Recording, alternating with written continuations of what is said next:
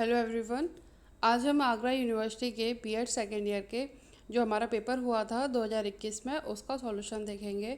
तो first question है हमारा कि डिसेबिलिटी शब्द किस भाषा से लिया गया है। ये लैटिन भाषा का शब्द है, ये इस भाषा से ड्राइव हुआ है, इसीलिए आपका ऑप्शन बी इसमें सही है। इसके बाद क्वेश्चन है आपका कि शारीरिक रूप से बाधित बालक होते हैं। जो शारीरिक रूप से जो बाधित बालक होते हैं वो स्वास्थ्य बाधित भी होते हैं और अस्थि बाधित भी होते हैं। ठीक है, इसीलिए इसमें आपका जो आंसर रहेगा वो रहेगा सी, ऑप्शन सी, स्वास्थ्य बाधित और अस्थि बाधित। ठीक है, अब शारीरिक रूप से बाधित बालक में कौन कौन आता है। अब देखिए, पहला तो आपका जो आपके पूर्ण अंधे और कम देखने वाले बच्चे होते हैं। कुछ बच्चों में श्रवण दोष होता है जो सुन नहीं सकते। कुछ बच्चों में वाणी दोष होता है, और वाणी दोष कितने प्रकार का होता है। कुछ बच्चों का उच्चारण संबंधी दोष होता है, कुछ बच्चे हकलाते हैं, कुछ बच्चों में आवाज़ की समस्या होती है। ठीक है, और कुछ में अंगीय वाणी दोष, जैसे कि उनके जीभ में दोष होता है, इस प्रकार के जो दोष होता है। दूसरा, उनको सुनने की समस्या होती है। किसी किसी को वाणी का जो विकास है वो ठीक प्रकार से नहीं होता है। ठीक है, इसके बाद जो आपका शारीरिक दोष से ग्रसित बच्चों में जो आते हैं वो आपका आता है फिजिकली हैंडीकैप, जो कि क्या कहते हैं, दो प्रकार के होते हैं। पहला तो आपका अपंगता, दूसरा आपका विशेष स्वास्थ्य अपंगता। ठीक है, और जो अपंगता में है, पहला तो आपका कम पंगु और दूसरा गंभीर पंगु। कम पंगु में वो बच्चे जो थोड़ा बहुत उनको दिक्कत है चलने फिरने में या हाथ में, उनको किसी प्रकार से इस प्रकार से दिक्कत है। और गंभीर प्रकार से वो बच्चे होते हैं जिनको गंभीर रूप से इस तरह की बीमारी है कि वो बिल्कुल ही चल फिर नहीं पाते, उनको दूसरों का ही सहारा लेना पड़ता है। ठीक है, इसके बाद आपका आता है विशेष स्वास्थ्य अपंगता। इसमें इसमें आपके दिमागी अपंगता आती है। ठीक है, मांसपेशियों के ढांचा जो समस्या अपंगता है वो आती है। दिमागी और दुर्घटना के कारण जो कुरूपता आ जाती है वो आती है। मस्तिष्क लकवा इसमें आता है, अंग भंग, जुड़े पैर और बीमारी। ठीक है, तो इस प्रकार से आपका ये सारे आपके शारीरिक दृष्टि से जो विशिष्ट बालक बोल लीजिए या शारीरिक दृष्टि से ये बाधित बालक जो होते हैं ये उनके प्रकार हैं। ठीक है, इसके बाद आपका आता है कि कक्षा में छात्रों को प्रश्न पूछने के लिए क्या करना चाहिए। कक्षा में छात्रों को प्रश्न पूछने के लिए उनको मोटिवेट करना चाहिए, यानी कि प्रेरित करना चाहिए। तो इसका ऑप्शन ए आपका इसमें सही है। फोर्थ क्वेश्चन है कि निम्न में से क्या समावेशी कक्षा में शिक्षक की भूमिका नहीं है। जो शिक्षक की भूमिका नहीं है समावेशी कक्षा में वो ये है कि शिक्षक को निःशक्त बच्चों पर ध्यान नहीं देना चाहिए, बल्कि होना ये चाहिए कि शिक्षक को निःशक्त बच्चों पर भी बराबर ध्यान देना चाहिए। ठीक है, तो ऑप्शन सी समावेशी कक्षा के हिसाब से इसमें सही है। अब फिफ्थ क्वेश्चन है आपका कि निम्न में से कौन सा संज्ञानात्मक क्षेत्र से संबंधित नहीं है। अनुप्रयोग, ज्ञान, बोध, ये तीनों ही आपके संज्ञानात्मक क्षेत्र से संबंधित हैं, जो ब्लूम टैक्सोनॉमी हमने पढ़ी है। तो इसमें जो संबंधित नहीं है वो है अनुमूल्यन। ठीक है, तो ऑप्शन बी अनुमूल्यन इसमें सम्मिलित नहीं है। सिक्स क्वेश्चन है कि यदि शिक्षक कक्षा में एक छात्र को समस्यात्मक बालक के रूप में पाता है तो उसे क्या करना चाहिए। उसे बच्चे को परामर्श देना चाहिए। तो ऑप्शन सी आपका इसमें सही है। एनसीटीई का मुख्यालय कहाँ है। एनसीटीई का मुख्यालय जो है वो नई दिल्ली में है। एनसीटीई की जो फुल फॉर्म आपकी क्या होती है, national council for teacher education. और जो एनसीटीई का फाउंडेड ईयर है, मतलब जो एनसीटीई की जो स्थापना हुई थी वो 1995 में हुई थी। और एनसीटीई का वर्क क्या है। The main objective of the NCTE is to achieve plan and coordinated development of the teacher education system throughout the country, the regulation and proper maintenance of the norms and standards in the teacher education system and for matters connected there. तो NCTE का जो work है, जो main उसका जो work है वो ये है कि जो शिक्षकों की जो ट्रेनिंग होती है, जो शिक्षा होती है, उसका जो उद्देश्य है, जो प्लान है, उसके अनुरूप सारे कार्य हों, इस प्रकार से देख रेख करना वो सारा एनसीटीई के अंतर्गत आता है। इसके बाद आपका क्वेश्चन है कि बच्चे की वृद्धि मुख्यतः संबंधित है। बच्चे की जो वृद्धि जो मुख्यतः संबंधित है वो शारीरिक विकास से संबंधित है। ऑप्शन बी आपका इसमें सही है। ठीक है, समावेशी शिक्षा का मुख्य तत्व है। समावेशी शिक्षा में पाठ्यक्रम, शिक्षक और छात्र, ये तीनों ही मुख्य तत्व हैं। तो आपका ऑप्शन डी इसमें सही है। 10th क्वेश्चन है कि समावेशी शिक्षा के संस्थापक कौन थे। समावेशी शिक्षा के संस्थापन जो ओविडी डेक्रोली थे। अब इनका जो फुल जो नाम था इनका वो था ओविडी डेक्रोली। 11th क्वेश्चन है कि कक्षा कक्ष प्रबंधन में शिक्षक की भूमिका होती है। जो कक्षा कक्ष प्रबंधन में शिक्षक की जो भूमिका होती है वो प्रबंधक की होती है, यानी कि मैनेजर की होती है। तो ऑप्शन सी आपका इसमें सही है। ठीक है। 12th क्वेश्चन है कि समावेशी शिक्षा का आधार है। समावेशी शिक्षा का आधार दर्शन शास्त्र भी है, मनोविज्ञान भी है, समाज शास्त्र भी है। तो इसमें आपका ऑप्शन डी इसमें सही है। पेपर ज़्यादा कठिन नहीं आया था 2021 में, सिंपल ही पेपर था। शिक्षा की मुख्य धारा का प्रत्यय किसने दिया है। शिक्षा की मुख्य धारा का प्रत्यय जो दिया है वो सैमुअल ग्रिडले होवे ने दिया है। ठीक है। तो आपका इसमें ऑप्शन बी इसमें आपका सही है, होवे। द स्कूल एंड सोसाइटी पुस्तक के लेखक कौन है। ये जॉन डीवी के द्वारा लिखित पुस्तक है, the school and society, John Dewey. शिक्षा में पिछड़ेपन का कारण क्या है। शिक्षा में पिछड़ेपन का कारण शारीरिक भी हो सकता है, मानसिक भी हो सकता है और वातावरण संबंधी कारण भी होता है। ठीक है। तो इसमें आपका ऑप्शन डी सही है। समावेशी शिक्षा में शिक्षक की कौन सी विशेषता सबसे कम महत्वपूर्ण है। इसमें समावेशी कक्षा में जो टीचर्स की जो विशेषता इम्पोर्टेंट नहीं है या नहीं होनी चाहिए वो है शिक्षक की सामाजिक और आर्थिक स्थिति, यानी कि ना तो शिक्षक की जाति देखी जाती है, ना ही ये देखा जाता है कि शिक्षक आर्थिक रूप से कितना संपन्न है। 17 क्वेश्चन है कि सफल समावेश में निम्नलिखित में से क्या आवश्यक नहीं है। जो नहीं है वो है अलगाव, यानी कि आइसोलेशन। ठीक है। ऑप्शन सी इसमें आपका सही है। 18 क्वेश्चन है कि शब्द विकलांग बच्चों यानी कि हैंडीकैप्ड चिल्ड्रन का संदर्भ है। ये किससे संबंधित है। ये सभी बच्चे संवेदी शारीरिक कमजोरी के साथ और सभी बच्चे भावनात्मक कठिनाइयों एवं बौद्धिक हानि के साथ। ये दोनों ही ऑप्शन आपके सही है, इसीलिए इसमें ऑप्शन सी आपका इसमें सही है। विकलांग बच्चों में ये दोनों ही प्रकार के बच्चे आते हैं। 19 क्वेश्चन है कि रेंजुली प्रतिभाशाली की अपनी कौन सी परिभाषा के लिए जाने जाते हैं। रेंजुली जाने जाते हैं वो अपनी त्रिवृत्ति यानी कि 3 सर्किल जो उन्होंने प्रतिभाशाली बच्चों के लिए परिभाषा दी थी उसके लिए जाने जाते हैं। ठीक है। तो रेंजुली 3 रिंग सर्किल क्या है। इसमें 3 basic clusters of 3 human traits being above average ability, a high level of task commitment and a high level of creativity. तो ये 3 इनके जो है त्रिवृत्ति इनकी जो परिभाषा है प्रतिभाशाली बच्चों को लेकर, उसमें 3 ट्रेड्स हैं। कौन कौन से। बीइंग अबव एवरेज एबिलिटी और a high level of task commitment and a high level of creativity. ठीक है। बुद्धि की स्पीयरमैन परिभाषा में कारक जी है। कारक जी जो है वो स्पीयरमैन की परिभाषा में ये सामान्य बुद्धि को रिप्रेजेंट करता है। जो जी कारक जो है, जी फैक्टर, ये सामान्य बुद्धि को रिप्रेजेंट करता है। अब देखिए स्पीयरमैन का बुद्धि का द्विकारक सिद्धांत इसको बोला जाता है, जिसमें कौन कौन से कारक है। पहला तो जी कारक, दूसरा एस कारक। अब जी फैक्टर क्या है, ये सामान्य बुद्धि को प्रदर्शित करता है। ठीक है। और जो एस कारक है वो ये विशिष्ट प्रकार की बुद्धि को आपको प्रदर्शित करता है।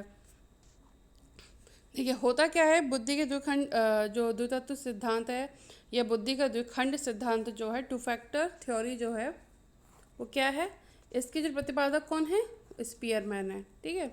और इन्होंने क्या कहा कि बुद्धि की संरचना 2 प्रकार के तत्वों से मिलकर हुई है। पहला तो इन्होंने बोला सामान्य तत्व, जिसे इन्होंने जी फैक्टर का नाम दिया। दूसरे को इन्होंने बोला विशिष्ट तत्व, जिसे इन्होंने एस फैक्टर को दिया। ठीक है। एस फैक्टर इसको नाम दिया। तो जी फैक्टर है वो सामान्य बुद्धि से रिलेटेड है, और जो एस फैक्टर जो है वो स्पेसिफिक बुद्धि यानी कि विशिष्ट बुद्धि से रिलेटेड है। अब इसमें जो जी फैक्टर जो है यानी कि सामान्य तत्व जिसको बोला जाता है या योग्यता बोला जाता है, जो जनरल फैक्टर जिसको हम बोलते हैं, वो क्या है कि स्पीयरमैन ने सामान्य योग्यता को विशिष्ट योग्यताओं से अधिक महत्वपूर्ण माना है। यानी कि जो सामान्य योग्यताएं सब मनुष्यों में कम या अधिक मात्रा में मिलती हैं। इनकी विशेषता क्या होती है? ये योग्यता जन्मजात होती है, ये सदैव एक सी रहती हैं और ये सब मानसिक कार्यों में प्रयोग की जाती हैं और ये प्रत्येक व्यक्ति में भिन्न भिन्न होती है। ठीक है, और ये जिन व्यक्तियों में जितनी अधिक होती है वो उतना ही प्रत्येक क्षेत्र में अच्छी सफलता प्राप्त करता है। और एक व्यक्ति में केवल एक सामान्य तत्व होता है, ये भाषा, विज्ञान, दर्शन आदि में सामान्य सफलता प्रदान करते हैं। जी फैक्टर यानी कि जो सामान्य बुद्धि, जो कि जन्मजात बुद्धि है, जिसको इन्होंने जी फैक्टर के नाम से बोला है स्पीयरमैन ने। इसके बाद आपका आता है विशिष्ट योग्यता, विशिष्ट तत्व यानी कि एस फैक्टर। एस फैक्टर को उन्होंने क्या कहा है कि स्पीयरमैन के अनुसार इसका संबंध व्यक्ति के विशिष्ट कार्यों से होता है। एक तो आपकी सामान्य बुद्धि होगी जिसके द्वारा हम जनरल कार्य अपने कर लेते हैं, ठीक है, और दूसरी इन्होंने जो विशिष्ट बुद्धि जो बताई है यानी कि एस फैक्टर, जो इनका द्विकारक सिद्धांत का जो एस फैक्टर है उसके बारे में ये कहते हैं कि जो ये जन्मजात ना होकर अर्जित की जाती है। जो जी फैक्टर वाली जो इन्होंने बुद्धि बोली है, जो सामान्य बुद्धि है, वो तो जन्मजात होती है, लेकिन जो एस फैक्टर इन्होंने जिसको बोला है, जो स्पेसिफिक बुद्धि है, विशिष्ट बुद्धि जिसको बोला है, वो अर्जित की जाती है। ठीक है, ये जन्मजात नहीं होती, ये भिन्न भिन्न व्यक्तियों में भिन्न भिन्न मात्रा में पाई जाती है। किसी कार्य को करने में सामान्य तत्वों के साथ विशिष्ट तत्व का होना भी आवश्यक है। यानी कि ये कह रहे हैं कि किसी भी कार्य को करने के लिए जी फैक्टर और एस फैक्टर दोनों का होना आवश्यक है। यानी कि सामान्य बुद्धि जो कि जन्मजात है और दूसरा आपकी विशिष्ट बुद्धि जो आपने अपने अनुभव द्वारा प्राप्त की है, इन दोनों का ही होना आवश्यक है। और सामान्य तत्व और विशिष्ट तत्वों में जितना उच्च संबंध होगा, व्यक्ति उस क्षेत्र में उतनी ही अधिक सफलता प्राप्त करेगा।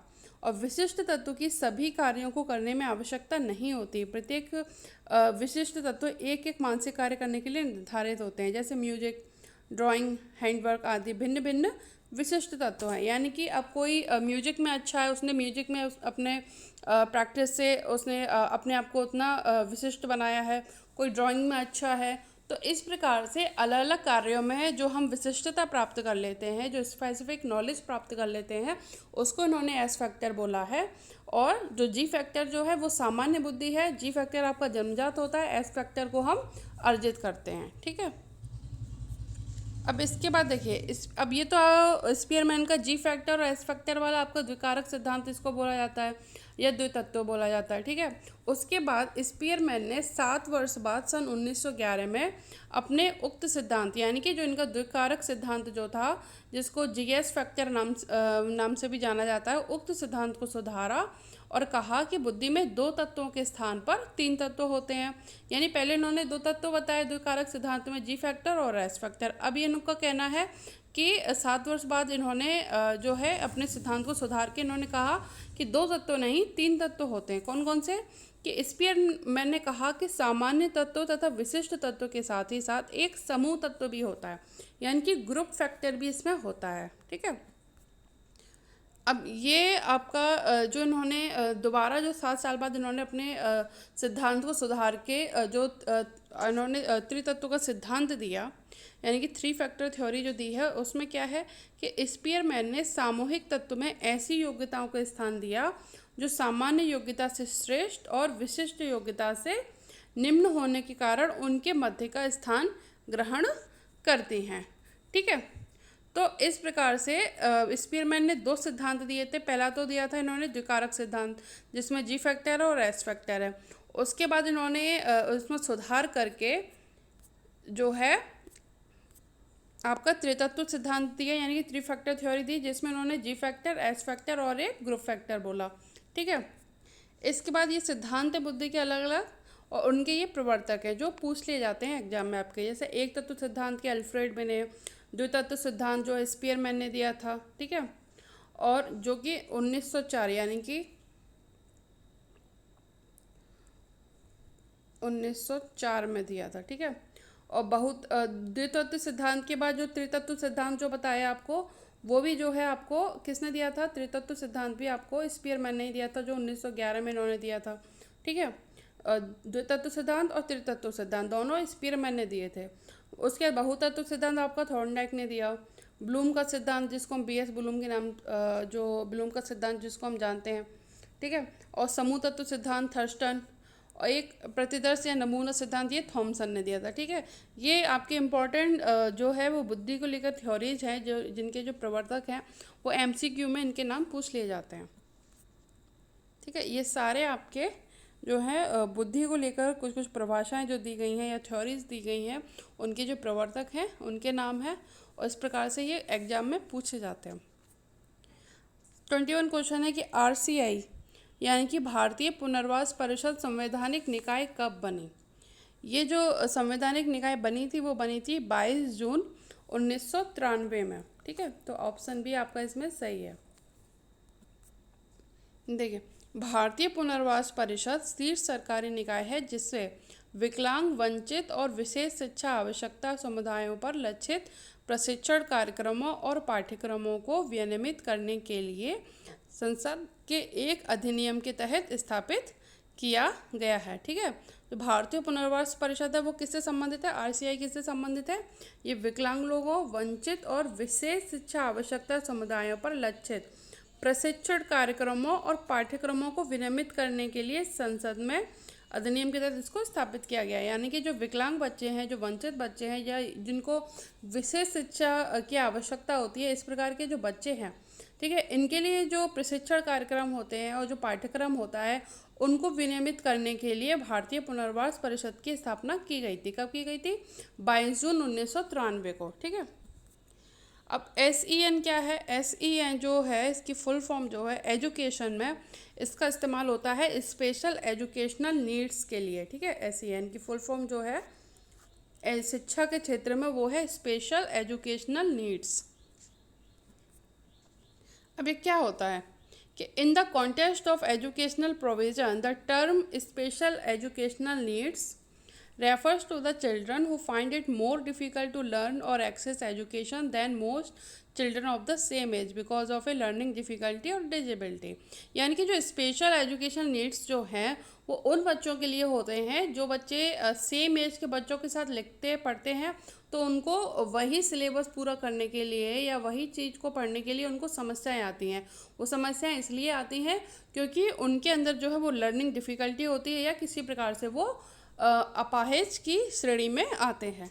ठीक है, अब इसमें क्या क्या है, जो कम्युनिकेशन है, इंटरेक्शन, कुछ बच्चों को स्पीच डिफ़िकल्टीज और ऑटिज्म होता है। ठीक है, और कुछ बच्चे जो हैं जिनको डिसलेक्सिया होता है, ठीक है, डिसकैल्कुलिया होता है, डिस्प्रैक्सिया होता है, डिस्ग्राफिया होता है। ठीक है, और कुछ बच्चों को सोशल, मेंटल, इमोशनल हेल्थ से संबंधित जो परेशानी है, अटेंशन डिफिसिट ऑर्डर, ठीक है, ADHD जिसके बारे में आपने पढ़ा था, सेंसरी एड और फिजिकली नीड्स। ठीक है, तो इस प्रकार से एक तो इसमें आपका ये क्वेश्चन ये बना कि SEN क्या होता है। SEN जो होता है उसकी फुल फॉर्म होती है स्पेशल एजुकेशनल नीड्स। ये उन बच्चों के लिए आवश्यक होती है जो बच्चे जो है लर्निंग में उनको डिफ़िकल्टी होती है या किसी प्रकार से वो डिसेबल होता है। जैसे किसी बच्चे को सुनने में समस्या है तो उसको हियरिंग एड दिया जाता है, किसी बच्चों को देखने में समस्या है तो उसको लेंस दिए जाते हैं, अगर उसको ब्लाइंड है पूरी तरीके से तो उसको ब्रेल के द्वारा पढ़ाया जाता है। तो ये इनको हम बोलते हैं नीड्स, यानी कि स्पेशल एजुकेशनल नीड्स। ठीक है, अब इसके बाद एक और क्वेश्चन जो यहाँ से बनता है वो ये बनता है कि आपका जो स्पीच डिफ़िकल्टीज़ या ऑटिज्म है वो किसके अंतर्गत आता है, वो कम्युनिकेशन और इंटरेक्शन डिफ़िकल्टी के अंतर्गत आता है। ठीक है, इस प्रकार से डिसलेक्सिया है, डिसकैल्कुलिया है, डिस्प्रैक्सिया है, डिस्ग्राफिया है। डिसलेक्सिया जो है वो रीडिंग और स्पेलिंग से संबंधित है, डिसकैल्कुलिया जो आपको मैथ से संबंधित है, यानी कि जिन बच्चों को कैलकुलेशन में दिक्कत आती है। तो डिस्प्रैक्सिया वो आपका कोऑर्डिनेशन, जो बच्चे समन्वय नहीं बना पाते हैं। ठीक है, और डिस्ग्राफिया जो है वो राइटिंग से संबंधित है। ये सारी जो कमियां हैं वो किससे रिलेटेड है, ये आपकी कॉग्निशन और लर्निंग से संबंधित हैं। ठीक है, इसके बाद आपका जो ADD, इसकी फुल फॉर्म क्या है, अटेंशन डेफिसिट डिसऑर्डर। ठीक है, और ADHD की फुल फॉर्म क्या है, attention deficit hyper activity disorder. ये दोनों या ऑटिज्म जिसको बोला जाता है, ये आपका किसके अंतर्गत आता है, ये आपका सोशल, मेंटल और इमोशनल हेल्थ के अंतर्गत आता है। ठीक है, इसी प्रकार से आपका विजुअल इम्पेयरमेंट है, हियरिंग इम्पेयरमेंट है, मल्टी सेंसरी जो इम्पेयरमेंट है, और फिजिकल डिसेबिलिटी, ये आपका किसके अंतर्गत आता है, ये सारे आपके सेंसरी और फिजिकल नीड्स के अंतर्गत आता है। ठीक है, तो इनकी फुल फॉर्म और कौन किसके अंतर्गत आता है ये सब आप देख लीजिएगा। 23 क्वेश्चन है आपका कि बुद्धि पर किसका प्रभाव पड़ता है।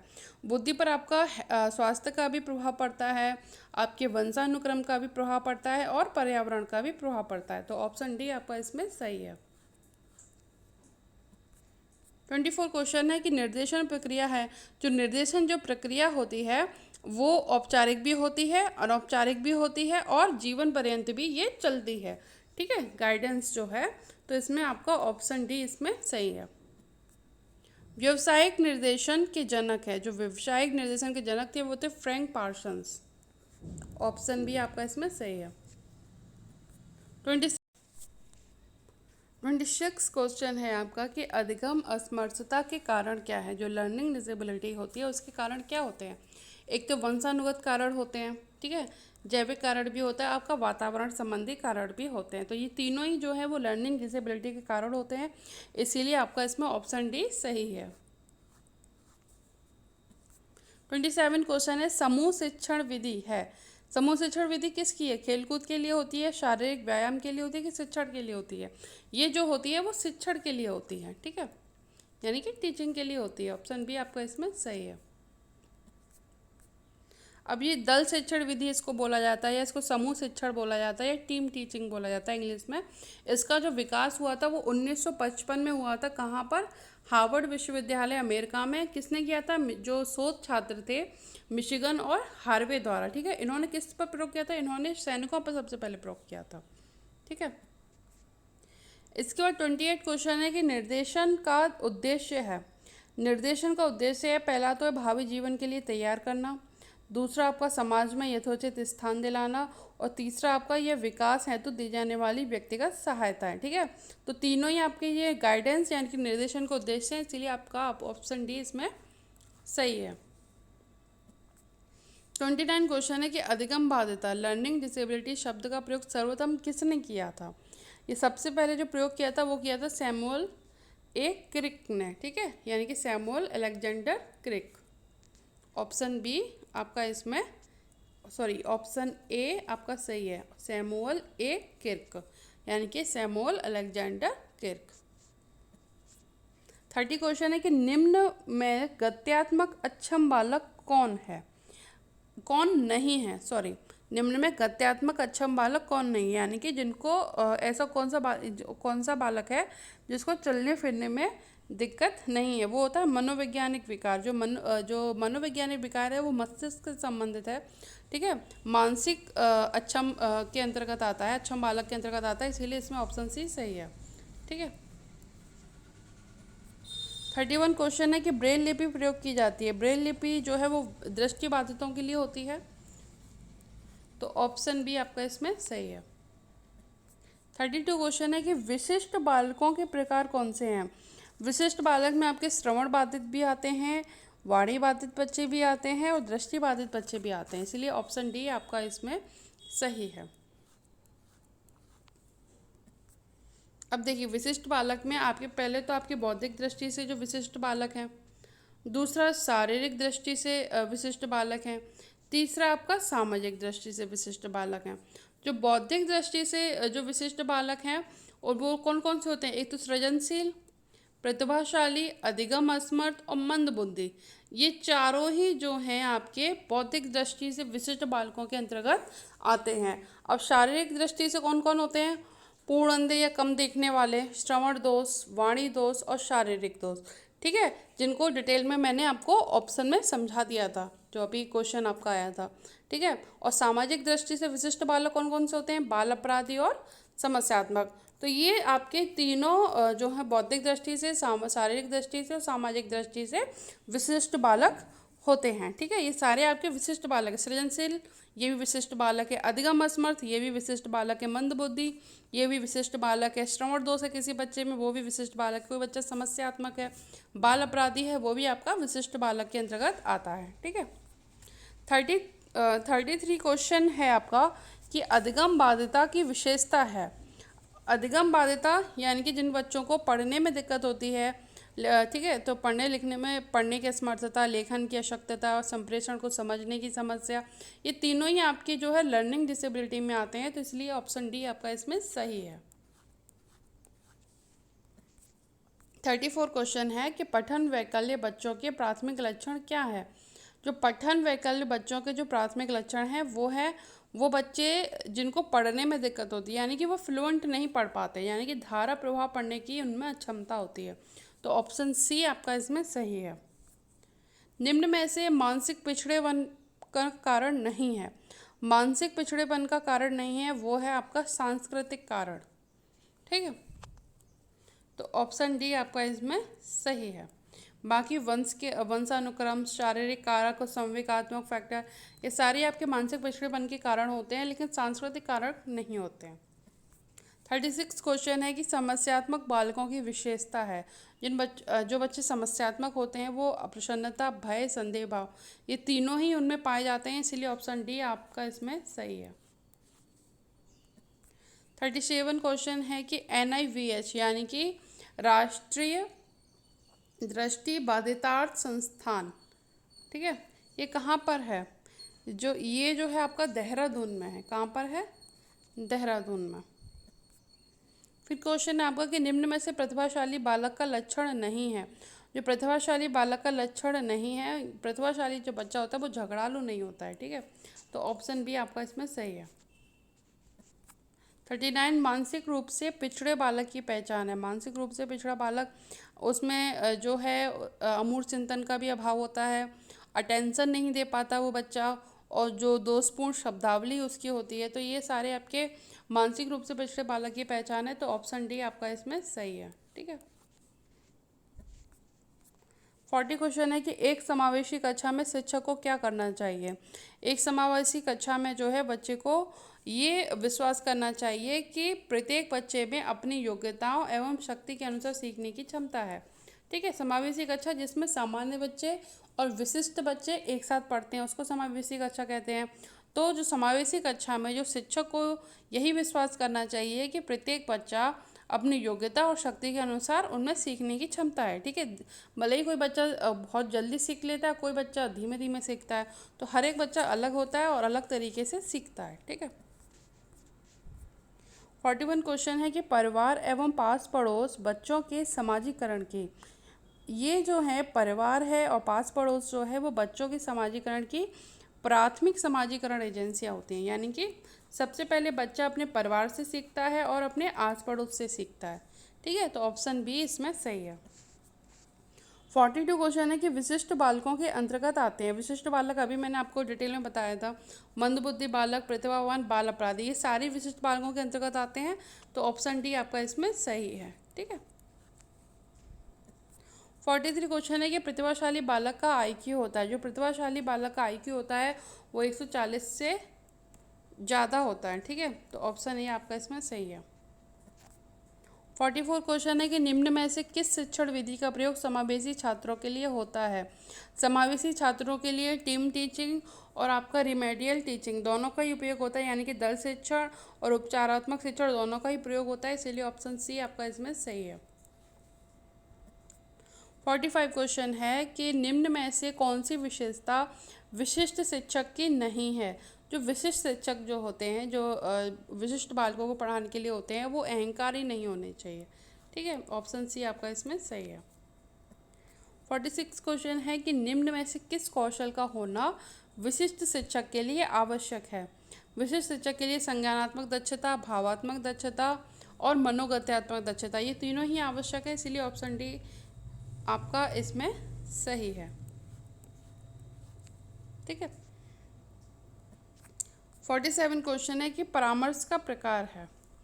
नैदानिक परामर्श, मनोवैज्ञानिक परामर्श, छात्र परामर्श, ये तीनों ही आपके परामर्श के प्रकार होते हैं। ठीक है, 48 क्वेश्चन है कि निम्नलिखित में से क्या समावेशी कक्षा कक्ष में विविधताओं के अनुकूलन के लिए नवीन उपागमों में सम्मिलित नहीं है। समावेशी कक्षा में जो सम्मिलित नहीं है वो है अध्यापक केंद्रित पाठ्यचर्या, यानी कि जो बच्चों का करिकुलम होता है, सिलेबस होता है, वो अध्यापक केंद्रित नहीं होता है, वो जो है छात्र केंद्रित होता है। ठीक है, तो ऑप्शन बी इसमें सही है। 49 क्वेश्चन है कि परामर्श पारस्परिक रूप से सीखने की प्रक्रिया है, ये स्टेटमेंट किसका है। ये जो स्टेटमेंट है वो कार्ल रोजर्स का है। ठीक है, option A Carl Rogers. 50 question है निर्देशन का प्रकार है शैक्षिक, व्यावसायिक, व्यक्तिगत। ये तीनों ही आपके निर्देशन के प्रकार होते हैं। ठीक है, ऑप्शन डी आपका इसमें सही है। 51 क्वेश्चन है कि सहकारी अधिगम के क्या उद्देश्य हैं। जो सहकारी अधिगम के जो ज्ञानात्मक उद्देश्य भी होते हैं, आपके सामाजिक उद्देश्य भी होते हैं। ठीक है, तो ऑप्शन सी आपका इसमें सही है। 52 क्वेश्चन है कि पाठ्यक्रम किसकी संस्कृति को दर्शाता है। जो पाठ्यक्रम जो होता है वो समाज की संस्कृति को दर्शाता है। ठीक है, तो ऑप्शन ए आपका इसमें सही है। 53 क्वेश्चन है कि निम्नलिखित में से समावेशी शिक्षा में पाठ्यक्रम का घटक नहीं है। जो घटक नहीं है वो है रचना या बनावट। ठीक है, तो ऑप्शन डी इसका घटक नहीं होता पाठ्यक्रम का। 54 क्वेश्चन है कि जो श्रव्य दृश्य सामग्री होती है का प्रकार है। श्रव्य दृश्य सामग्री यानी कि वो सामग्री जिसको हम सुन भी सकते हैं और देख भी सकते हैं, तो वो होता है आपका चलचित्र। ठीक है, फिल्म जो होती है, मूवीज़ जो होती हैं, उनको हम सुन भी सकते हैं और देख भी सकते हैं, दोनों कर सकते हैं। और श्रव्य सामग्री वो होती हैं जिनको केवल हम सुन सकते हैं। और अगर दृश्य सामग्री की बात करता है तो इस प्रकार की सामग्री जिनको हम केवल देख पाते हैं। ठीक है, तो यहाँ ये श्रव्य और दृश्य दोनों सामग्री की बात कर रहा है, यानी कि ऑडियो विजुअल मटेरियल की बात कर रहा है, तो चलचित्र यानी कि मूवीज़। यानी कि चलचित्र है आपका, टेलीविज़न है, वीडियो है, कंप्यूटर है, जिनको हम देख भी रहे हैं और सुन भी सकते हैं। ठीक है, तो ये आपके दृश्य श्रव्य उपकरण के अंतर्गत आते हैं। इसके बाद आपका क्वेश्चन है कि पाठ्यक्रम के आधारभूत घटक होते हैं। जो पाठ्यक्रम के जो आधारभूत घटक होते हैं वो आपके होते हैं 4, यानी कि ऑप्शन सी आपका इसमें सही है। कौन कौन से? पहला तो आपका होता है गोल्स, दूसरा आपका कंटेंट, उसके बाद आपका करिकुलम एक्सपीरियंस या लर्निंग एक्सपीरियंस जिसको हम बोलते हैं, उसके बाद आपका आता है मूल्यांकन। ठीक है, ये चारों जो हैं आपके पाठ्यक्रम के आधारभूत घटक होते हैं। ठीक है, 56 क्वेश्चन है कि परामर्शदाता छात्रों से वार्तालाप करते हुए किन बातों का ध्यान रखते हैं। जो परामर्शदाता जो हैं वो छात्रों की रुचियों का भी ध्यान रखते हैं और आवश्यकताओं का भी ध्यान रखते हैं और उनकी योग्यताओं का भी ध्यान रखते हैं, तो ऑप्शन डी आपका इसमें सही है। ठीक है, दृष्टिबाधिता का मुख्य कारण क्या है? वंशानुक्रम भी हो सकता है और वातावरण के द्वारा भी हो सकता है। ठीक है, तो ऑप्शन सी आपका इसमें सही है। 58 क्वेश्चन है कि पाठ्यक्रम संरचना का मुख्य सिद्धांत है। पाठ्यक्रम संरचना का जो है वो बालक केंद्रित भी होती है, लक्ष्य केंद्रित भी होती है और प्रकरण केंद्रित भी होती है। ठीक है, ये तीनों ही जो है वो पाठ्यक्रम संरचना के मुख्य सिद्धांत के अंतर्गत आते हैं, इसलिए ऑप्शन डी आपका इसमें सही है। 59 क्वेश्चन है कि ब्रेल लिपि का विकास किसने किया था। जो ब्रेल लिपि का जो विकास किया था वो लुईस ब्रेल ने किया था, तो ऑप्शन ए आपका इसमें सही है। ठीक है, 60 क्वेश्चन है कि निम्न में से कौन सी समावेशी शिक्षा में एक सहयोगात्मक सेवा नहीं है। जो समावेशी शिक्षा में जो सहयोगात्मक सेवा नहीं है वो है पुलिस विभाग की सेवाएं। ठीक है, 61 है कि समावेशी शिक्षा की व्यवस्था की जाती है। समावेशी शिक्षा की व्यवस्था सामान्य और विशिष्ट दोनों बालकों के लिए की जाती है, इसीलिए ऑप्शन सी आपका इसमें सही है। 62 क्वेश्चन है कि पाठ्यक्रम के तत्वों का व्यवस्थित होना होता है। जो पाठ्यक्रम के तत्वों का व्यवस्थित होना होता है उसको हम बोलते हैं करिकुलम डिजाइन, यानी कि पाठ्यक्रम प्रारूप। विश्व विकलांगता दिवस मनाया जाता है, ये मनाया जाता है आपको 3 दिसंबर को ये मनाया जाता है। 64 क्वेश्चन है कि समावेशी शिक्षा में केंद्रीय भूमिका है। जो केंद्रीय भूमिका होती है वो होती है आपकी शिक्षक की। ठीक है, 65 क्वेश्चन है कि निम्नलिखित में से कौन सा संप्रेषण कौशल श्रवण बाधितों के लिए उपयोगी है। जो श्रवण बाधितों के लिए उपयोगी हैं ध्वनि प्रशिक्षण, ओष्ठ पठन और चिन्ह भाषा, ये तीनों ही आपके जो बच्चे सुन नहीं सकते हैं उनके लिए उपयोगी होते हैं, इसीलिए ऑप्शन डी आपका इसमें सही। 66 क्वेश्चन है आपका कि निम्नलिखित में से कौन सा विशिष्ट बालकों का एक प्रकार है। जो विशिष्ट बालकों का जो आपका प्रकार है वो है आपका प्रतिभाशाली बालक। ठीक है, बाकी जो ऑप्शन ए है संवेगात्मक रूप से संतुलित बालक, यानी कि ये सामान्य बालक का प्रकार हुआ क्योंकि वो इमोशनली यानी कि संवेगात्मक भावनात्मक रूप से संतुलित बालक है। और सी ऑप्शन जो है कि औसत बुद्धि लब्धि वाले, जिन बालकों का जो आईक्यू होता है वो 90 से 110 होता है, उनको औसत बुद्धि लब्धि वाले या सामान्य बालक बोलते हैं। इसीलिए ऑप्शन बी इसमें आपका सही है। ठीक है। इसके 67 क्वेश्चन है कि विकलांग बालक नहीं है। जो विकलांग बालक नहीं है वो है बाल अपराधी। ठीक है। उसके बाद 68 क्वेश्चन है कि निम्न में से कौन सा अध्यापक का मुख्य कार्य है। शिक्षण, पठन, निरीक्षण, ये तीनों ही जो है अध्यापक के कार्य होते हैं, इसीलिए ऑप्शन डी आपका इसमें सही है। 69 क्वेश्चन है बालक अध्यापक से सीखते हैं। बालक जो है क्लासरूम में अध्यापक से औपचारिक रूप से सीखते हैं, तो ऑप्शन ए आपका इसमें सही है। 70 क्वेश्चन है कि शिक्षण प्रबंधन के सोपान है। शिक्षण प्रबंधन के जो सोपान है वो है 6। कौन कौन से? एक तो engage, explore, explain, elaborate, evaluate और एक्सटेंड। ठीक है, जिनको शिक्षक के चरण भी बुलाते हैं, या 6E जिसको कहा जाता है। ठीक है, तो आपका ये पेपर कंप्लीट हो गया है। आगे मैं आपके लिए योग शिक्षा का जो सॉल्यूशन जो है 2021 का वो लेकर आऊँगी। तो आप लोग पढ़ाई कीजिए, चैनल को सब्सक्राइब कीजिए और अपने दोस्तों को भी शेयर कीजिए। धन्यवाद।